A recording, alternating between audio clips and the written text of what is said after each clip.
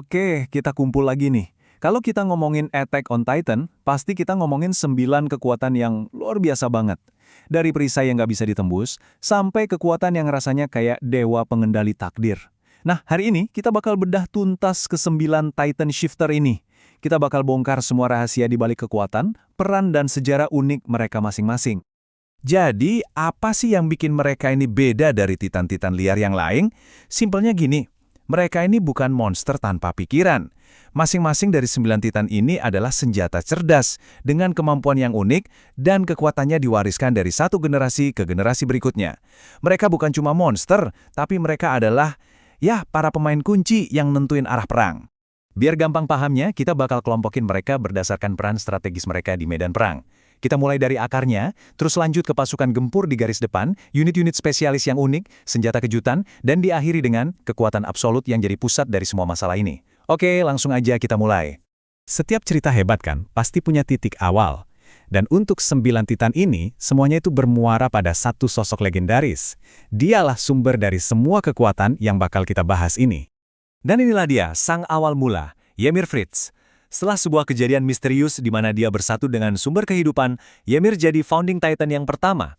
Tapi, kekuatan sebesar itu nggak bisa dimiliki selamanya. Setelah dia meninggal, jiwanya terpecah, dan lahirlah 9 titan yang kita kenal sekarang. Jadi penting banget buat ingat ya, semua kekuatan Titan Shifter itu asalnya dari satu titik ini. Nah, sekarang kita masuk ke para penghancur di garis depan. Mereka ini adalah kekuatan brutal yang dirancang cuma buat satu tujuan, nembus pertahanan musuh dan ninggalin kehancuran di belakangnya. Bisa dibilang, mereka ini adalah ujung tombak dalam perang Titan. Yang pertama, si Armor Titan. Sesuai namanya, tubuhnya itu kayak benteng berjalan. Seluruh badannya dilapisin zirah organik yang hampir nggak bisa ditembus. Dia ini ibarat tank hidup, yang bahkan sanggup ngehancurin tembok Maria. Tapi jangan salah ya, di balik badannya yang gede, kecepatannya itu lumayan banget, bikin dia jadi ancaman double yang super mematikan. Selanjutnya, kita punya ikon teror itu sendiri, Colossal Titan. Tingginya itu gila, 60 meter. Ini bukan cuma soal ukuran, tapi juga jadi senjata psikologis. Kemampuan utamanya, dia bisa ngeluarin uap super panas yang bisa ngelelehin apapun di sekitarnya. Dan uap ini bukan cuma buat nyerang, pas transformasi, tapi juga jadi perisai pertahanan yang bikin gak ada yang berani deket-deket. Dan yang terakhir dari grup ini, Attack Titan, si pemberontak abadi. Sepanjang sejarahnya, Titan ini tuh selalu berjuang demi kebebasan. Rahasianya apa? Nah, ini dia yang keren. Dia bisa melihat ingatan para pewarisnya di masa depan. Kemampuan ini bikin dia seolah-olah selalu tahu apa yang harus dilakukan, selalu bergerak maju, seolah-olah dibimbing takdir buat satu tujuan, kebebasan. Oke, kita geser dari kekuatan kasar, sekarang kita masuk ke para spesialis. Titan-Titan ini gak cuma ngandelin otot, tapi juga skill unik dan strategi cerdik buat ngejalanin misi-misi khusus di medan perang.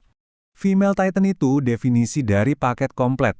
Kemampuannya yang paling serem itu adaptasinya. Dia bisa niru kemampuan Titan lain, contohnya kayak ngerasin kulitnya. Coba dibayangin, kemampuan itu digabungin sama kelincahan, stamina yang luar biasa, plus teriakan yang bisa manggil Titan-Titan lain. Jadinya lawan yang bener-bener gak bisa ditebak. Dari yang serba bisa, kita ke yang sangat spesialis, Zhao Titan. Ukurannya emang paling kecil, tapi jangan sekali-kali ngeremehin dia. Dia itu yang paling cepat dan paling lincah, gerakannya kayak kilat, susah banget diikutin. Dan tentu aja senjatanya, rahang dan cakarnya itu super kuat. Kuat banget sampai bisa ngerobek apa aja, bahkan kristal pengeras titan yang paling alot sekalipun. Beda dari yang lain, Car Titan ini adalah masternya unit pendukung. Senjatanya apa? Stamina yang gila-gilaan. Piek itu bisa bertahan dalam wujud Titan selama berbulan-bulan loh. Ini bikin dia sempurna buat jadi mata-mata di misi jangka panjang atau jadi platform senjata berjalan yang bawa meriam-meriam berat di punggungnya. Coba kita lihat perbandingan ini. Zhao Titan itu ibarat kayak sprinter, unit serbu kilat yang fokusnya serangan cepat dan mematikan. Sementara Car Titan, dia itu kayak pelari maraton, unit pendukung yang andelin daya tahan luar biasa. Peran taktis mereka beda banget kan? Tapi dua-duanya sama-sama penting. Nah, Beast Titan ini kayak kartu Joker. Bentuknya itu unik, tergantung siapa penggunanya, dan biasanya mirip hewan. Versi Zeke yang kayak kera ini jadi mimpi buruk dari jarak jauh. Dia fungsinya kayak artileri hidup, ngelempar proyektil dengan akurasi yang mematikan. Dan yang bikin lebih ngeri lagi, karena Zeke punya darah bangsawan, satu teriakannya bisa ngubah orang Eldia jadi Titan murni. Tapi ternyata Marley masih nyimpen satu kartu rahasia. Selama bertahun-tahun, mereka nyembunyiin satu Titan sebagai kartu as mereka. Sebuah kekuatan yang dijaga super ketat sama keluarga bangsawan Tiber. Dan inilah dia, si Warhammer Titan. Kemampuannya ini benar-benar di luar nalar. Dia bisa nyiptain apa aja dari daging Titan yang dikeraskan. Mau itu palu raksasa, panah super tajam, atau bahkan duri-duri yang tiba-tiba muncul dari tanah. Gaya bertarungnya yang gak biasa ini jadi kejutan total buat musuh-musuhnya. Tapi fitur yang paling gila dari Warhammer itu ini. Beda sama Titan lain, penggunanya itu nggak ada di tengkuk.